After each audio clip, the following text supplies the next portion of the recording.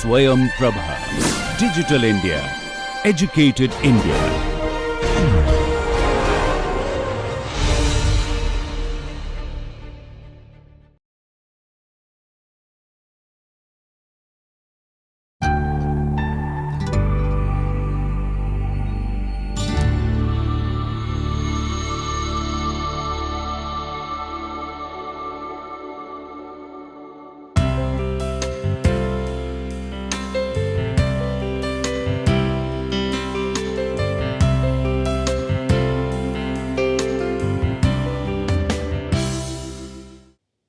Hi everyone, welcome to lecture number 13, the fifth lecture on labor demand. In our last lecture, we discussed about how the demand for one factor inputs is affected by the prices of other inputs. Accordingly, the nature of the inputs are decided whether they are complementary or substitute. So, we discussed about the degree of elasticity of substitution. This degree of elasticity of substitution decides the nature of the inputs, whether they are complementary or substitute. Further, we discussed about the economic impact of some affirmative action programs on the labor market demand. In this lecture, we are going to discuss another policy application, which is the minimum wage. So, the employment effects of minimum wage, how it affects the labor market demand, we will discuss in this lecture. So, the impact of minimum wage on labor market is multidimensional and often debated. The supporters of this policy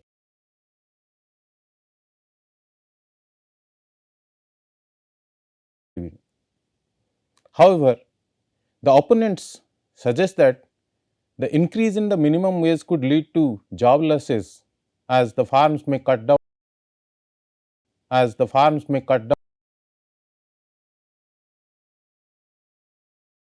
aspects of this minimum wage. Now,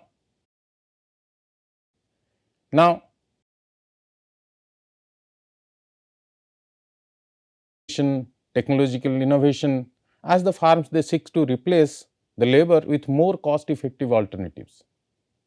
So, the others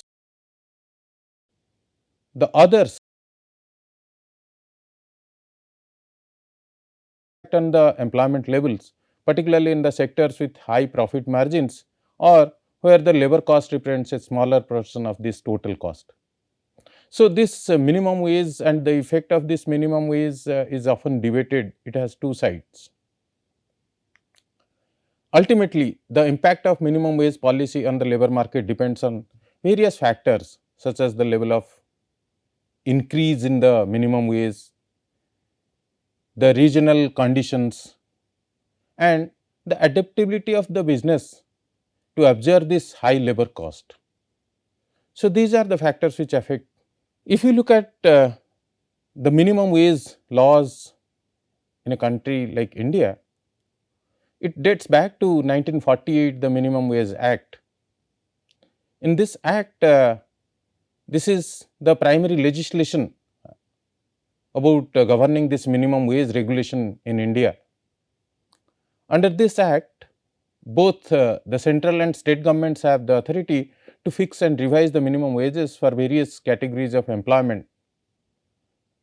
Further, this setting of these minimum wages by the state government and the central governments are based on the factors like skill level, location and industry types to ensure fair compensation for the workers.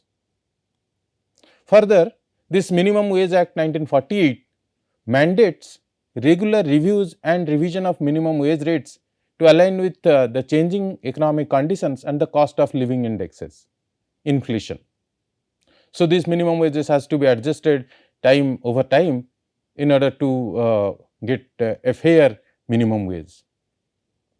So, the employers are required to comply with these minimum wage laws to prevent this exploitation of labor and promote social justice in the workforce. So, this is the main objective of this Minimum Wage Act 1948. However, in India it has been observed that the setting and of minimum wage varies significantly across states and sectors, leading to a disparities in the wage level across regions. So, each state sets its own minimum wage rate based on the factors such as cost of living, economic condition, industry standards. Now, to understand the effect of this minimum wage, here we have adopted the basic standard economic models, the demand and supply models to understand the effect of this minimum wage, employment effects of this minimum wage. So, if you look at this graph, we have taken employment on the x axis and the wage in the y axis, and the demand for labor is governed by the marginal product of labor, which is downward sloping, and the supply of labor is upward sloping. Mostly the substitution effects dominates the income effect. So, we have taken the upward sloping of this supply curve. So, this demand and supply of labor, they interact and they find the equilibrium wage rate, which is W star, and the amount of employment in the economy is E star. So, this is the market clearing wage rate, W star is the market clearing wage rate, which we call that at this wage rate there is no excess demand or there is no shortage of labor. Now, in this framework, let us assume that the government is going to implement the minimum wage, and this minimum wage has the universal coverage, and all the employers must comply to this wage. So, by setting up a minimum wage, let us say W bar, which is higher than this market clearing wage rate W star, upsets this equilibrium in the labor market. Now, setting the wage rate minimum wage rate at W bar, it has reduced the employment from E star to E bar. So, the firms are going to employ E bar amount of labor at this W bar wage rate. Now, as a result, some of the workers, those who are employed at the going wage rate W star, now they are forced to become unemployed because firms are not going to employ. So, firm has reduced their employment from E star to E bar. So, this much amount of unemployment will be there in the economy as this wage rate has increased from W star to W bar. Further, when we compare this W star wage rate with this W bar minimum wage rate, at this W bar minimum wage rate, those workers, those individuals, those who are outside the labor market, and this W star wage rate was the lower than their reservation wage. Now, this W bar will attract some new entrants to enter into the labor market, their willingness to work. So, at W bar wage rate, this ES amount of workers, E star to ES amount of workers, they enter into the labor market. These are the new entrants. However, they do not find any job. So, the unemployment rate, unemployment in the economy, the absolute unemployment in the economy has increased, and it has been E bar to ES. So, some of the workers, those who are already there in the labor market because of this minimum wage, they are now forced unemployed, and some of the workers, those who are outside the labor market, they enter into the labor market to work at this minimum wage rate. So, the absolute unemployment is E bar to ES. So, the unemployment rate clearly depends on the level of minimum wage settings as well as the elasticity of labor supply and labor demand. So, we can easily prove that the unemployment rate is high if the minimum wage is high, and the unemployment rate will be high if the demand and supply curves are more elastic. So, you can see if we are going to set the minimum wage, if it is at this level, then the unemployment rate will be this much. If we are going to set the minimum wage at a high level, the unemployment will be high. So, absolute unemployment depends on the magnitude of unemployment depends on the level of minimum wage while comparing to the market clearing wage rate. Now, when we talk about that the unemployment rate depends on the elasticity of labor demand and labor supply, then if the demand curve is more elastic, then a small increase in this minimum wage will lead to a large increase in the unemployment. So, the degree of elasticity of labor demand and labor supply affects the effect of this minimum wage in terms of unemployment rate. So, most probably the minimum wages are imposed to raise the income of less skilled or unskilled workers in the economy, for whom this competitive wage rate would be effectively low. However, as a result of this minimum wage, these workers now become particularly vulnerable to layoff. So, the unskilled workers who are lucky enough to retain their jobs, they get the benefit of this legislation of minimum wage. However, the minimum wage provides little consolation to the unskilled workers, those who lose their jobs. When it comes to compliance of this minimum wage laws, if you look at the country like India, a large proportion of India's workforce is employed in informal sector, where the minimum wage regulations may not be effectively enforced. So, this poses a challenge in ensuring that all the workers receive a fair wage, as the informal workers often face exploitation and low pay. Further, this minimum wage laws have certain implementation issues. Despite this existence of this minimum wage laws, the enforcement and the compliance remains significant challenge. Many employers, particularly in the informal sector, may disregard this minimum wage regulation due to the limited monitoring and penalties on this non-compliance to this law. Further, in India, the informal sector comprises unregistered enterprises, self-employment, casual labor. They often operate outside the boundary of these laws,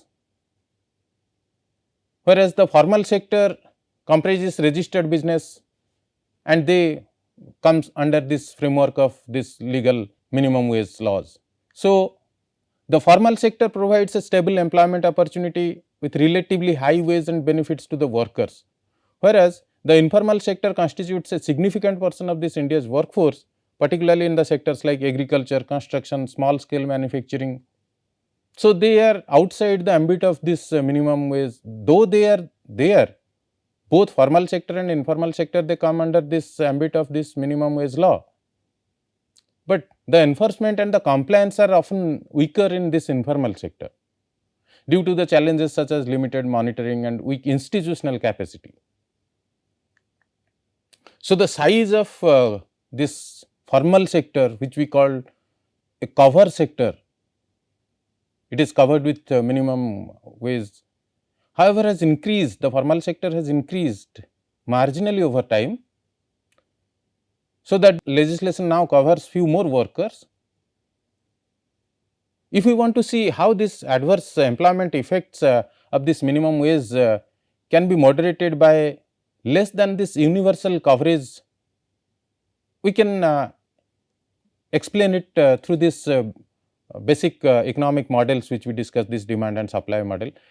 Let us take it for example, there are two sectors in the economy, and these two sectors they cover, they are mostly covered sector and uncovered sector. So, how this minimum wage affects this cover sector and uncovered sector, and what is the implication of this minimum wage on these two sectors are going to affect the economy? Let us try to understand. Here on this side we have taken the sector which is the cover sector, which is covered by this minimum wage law. On this side we have taken the uncovered sector, which means the minimum wage laws are not applicable to this sector. Now, prior to this minimum wage law implementation, the cover sector is guided by this demand for labor by DC and the supply of labor by SC, and W star is the wage rate with the employment EC. Whereas in the uncover sector, the supply curve is SU and the demand curve is DU, and the interaction of this decides that W star is the wage rate and EU is the employment. So, there was a single wage rate, W star was the single wage rate in both the sectors. It is prior to the implementation of this minimum wage. Now, the minimum wage has been implemented and it is only applicable to this cover sector as we have discussed. So, if the minimum wage is applicable to this cover sector and the minimum wage is W bar, then in the cover sector the wage is going to increase from W star to W bar. As a result, you can see the employment has reduced from EC to E bar. Now, what happens because of this implementation of this minimum wage? Certainly, the increase in the wage rate in the cover sector, and some of the workers in the cover sector now forced to be unemployed. Now, if there is a movement of these workers, unemployed workers from this cover sector to this uncover sector, then the supply curve of this uncover sector for the labor is going to shift, is going to increase. So, as a result, now this supply curve has shifted from SU to S-U. Now, because of this movement, the shift in the labor supply, it has reduced the wage rate and it has increased the employment level in the uncover sector. If you are assuming that this is the only migration or the movement will happen, then perhaps we are limiting our discussion. It might be possible that the workers may move out of this uncover sector towards this cover sector after the implementation of this minimum wage. Now, if some of the workers, those who are in the uncover sector, now they find that their wage is substantially low as compared to the cover sector, and they want to move to this cover sector to get higher wages, and they will roam around this cover sector. Whenever there is any vacancy is there, they will try their luck and to get this minimum wage jobs. So, in that case, the supply of this labor in this uncover sector will be reduced because of this kind of migration, this kind of movement. So, as a result, the supply curve will shift from SU to S-U, which might increase the wage rate and lower the employment in the uncover sector. So, this analysis shows that how the free entry and free exit of workers in and out of the labor market can equilibrate the real wages in the economy despite the intention of these policy makers. So, in fact, if the worker would migrate from one sector to the others very easily, which means costlessly, one would expect that migration would continue as long as the workers expected one of the sector to offer higher wages.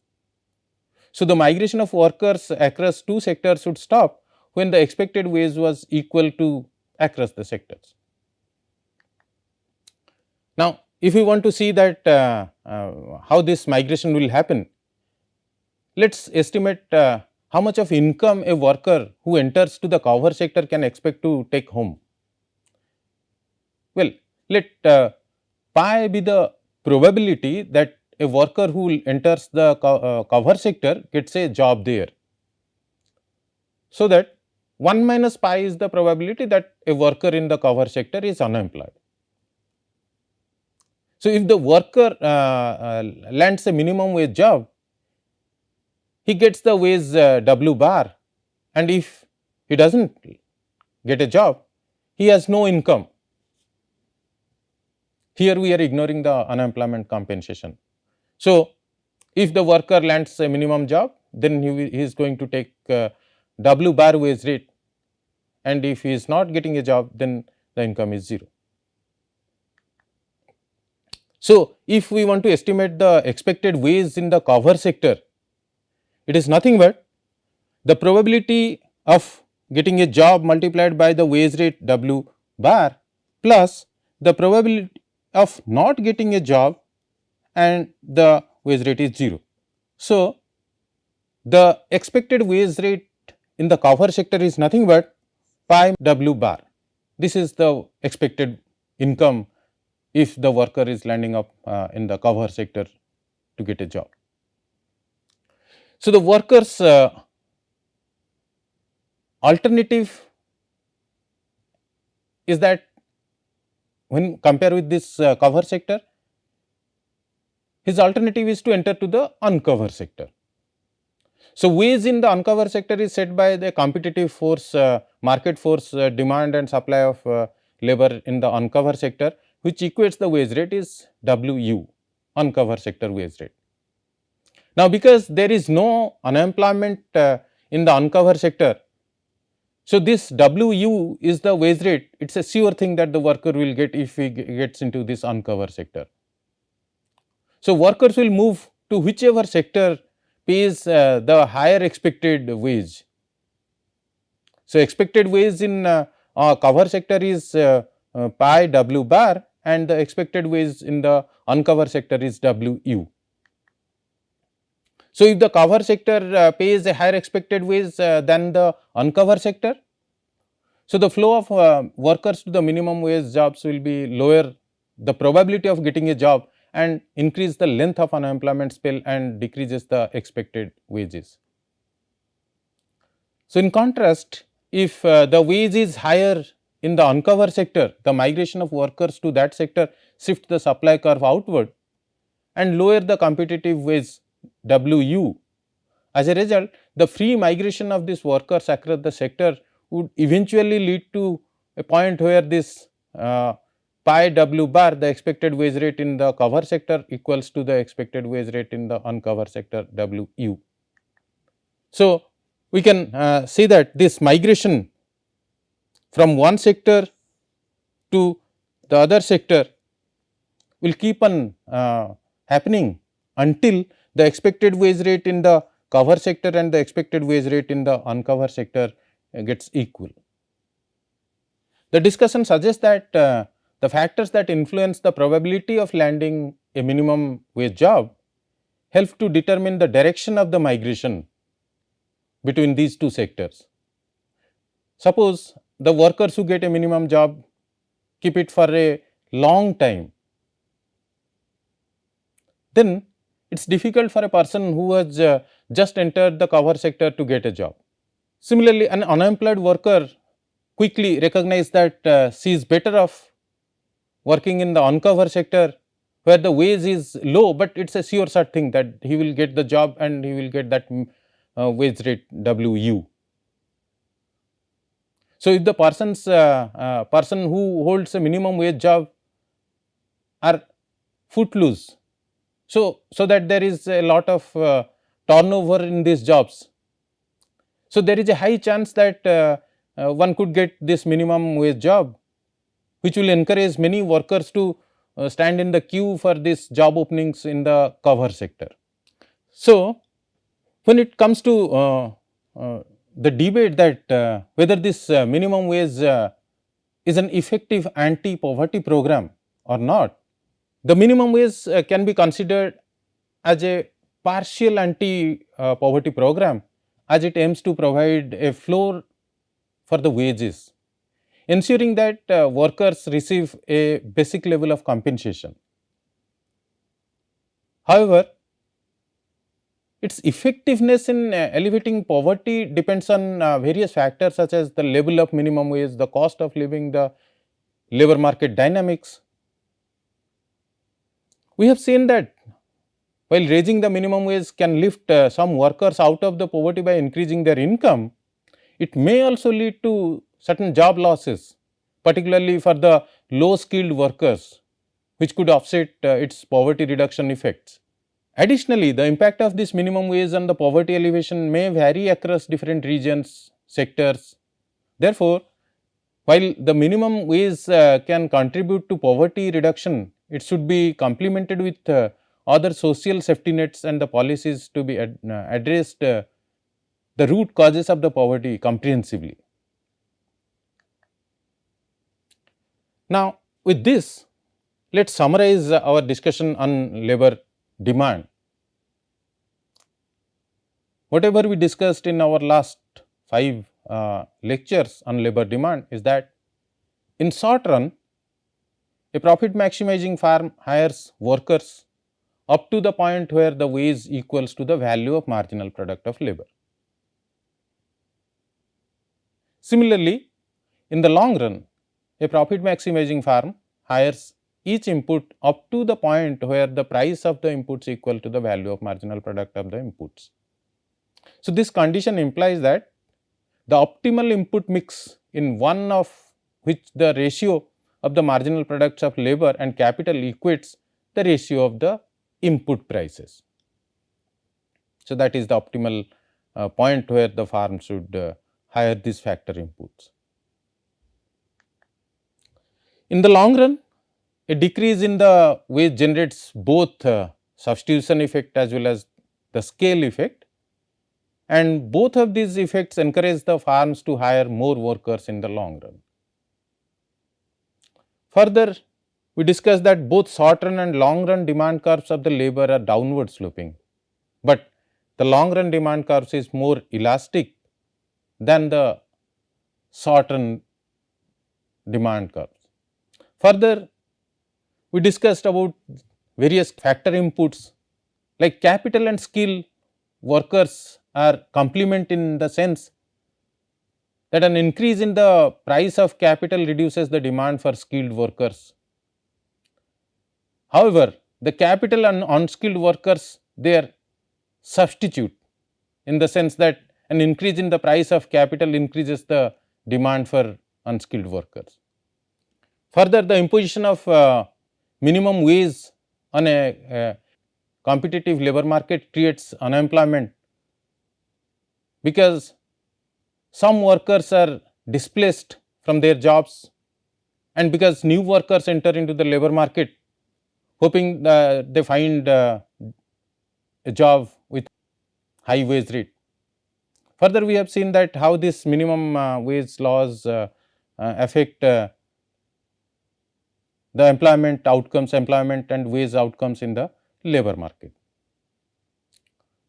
In our next lecture, we will discuss about the labor market equilibrium.